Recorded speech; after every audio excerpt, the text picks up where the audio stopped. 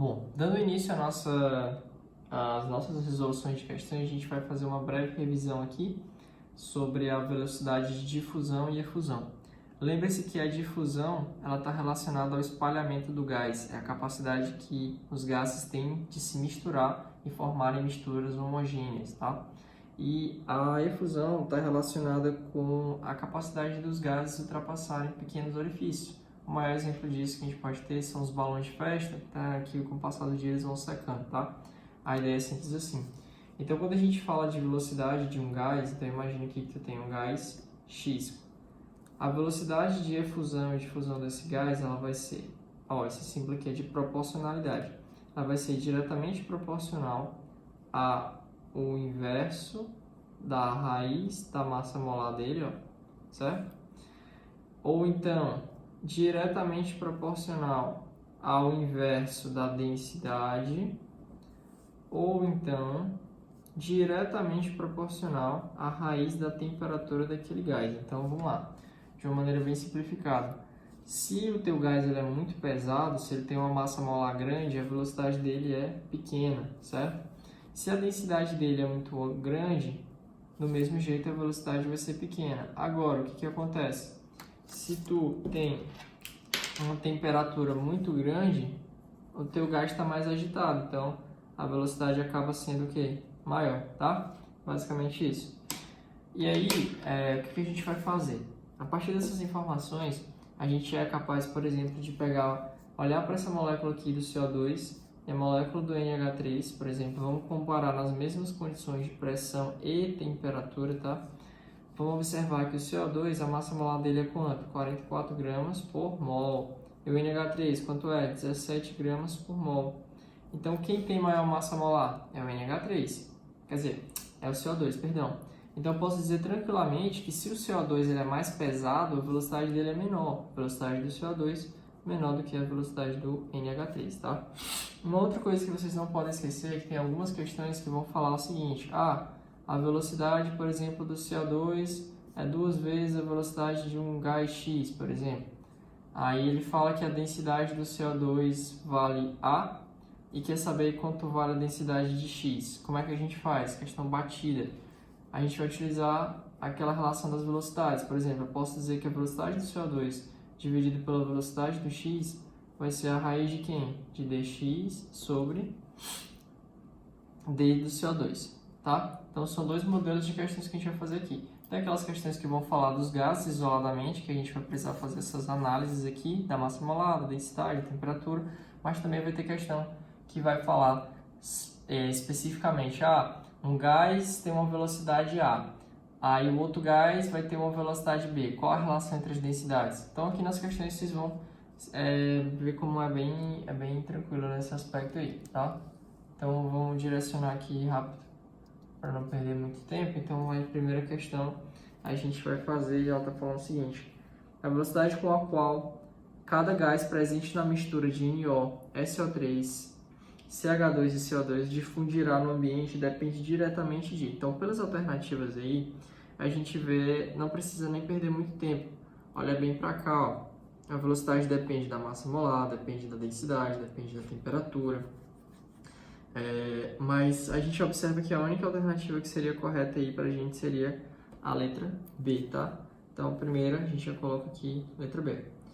Segunda, a segunda questão está falando: numa sala fechada foram abertos ao mesmo tempo 3 frascos que continham respectivamente NH3, SO2 e H2S. Então, são 3 gases, NH3, SO2 e o H2S, beleza.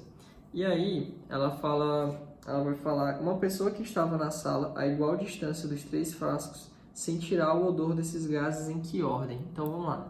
Você tem uma pessoa aqui que ela está a uma igual distância de todos esses caras, tá? A pergunta está dizendo simplesmente o seguinte: meu amigo, quem é que vai chegar primeiro nessa pessoa aqui?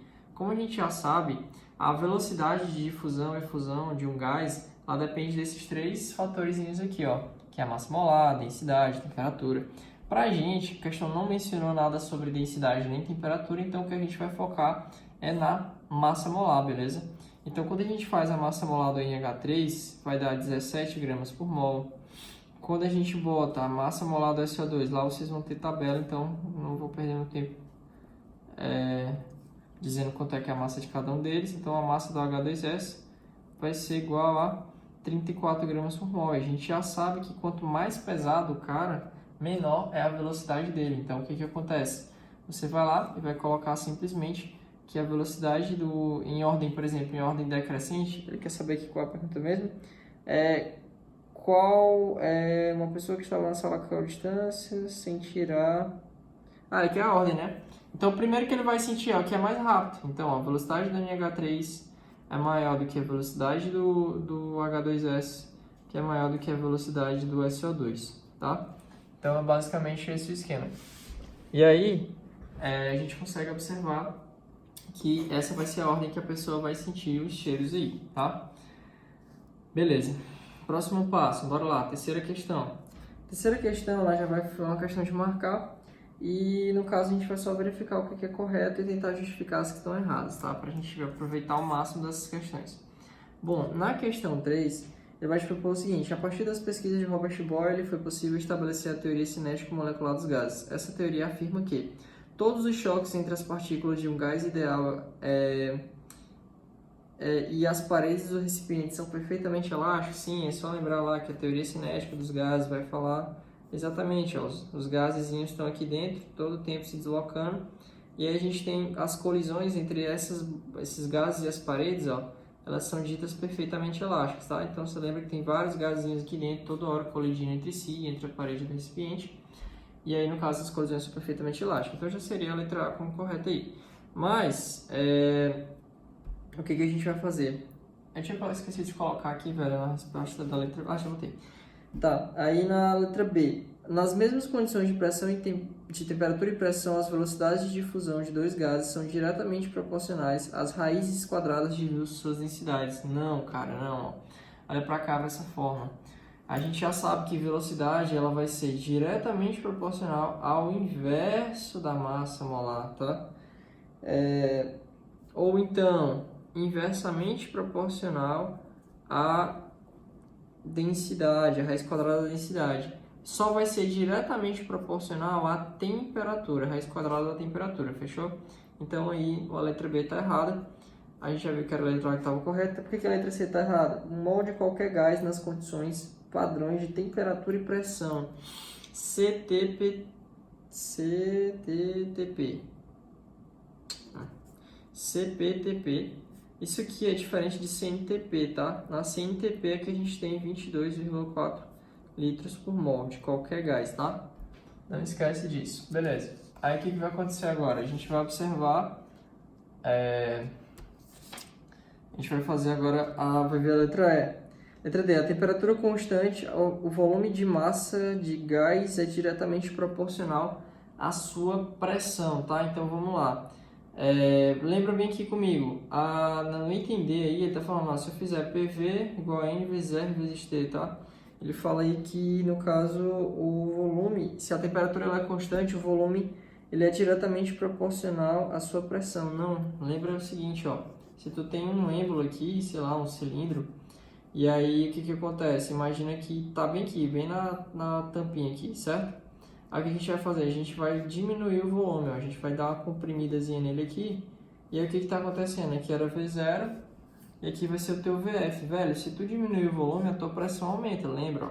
Esse P vezes V é uma constante quando você tem uma temperatura constante, tá?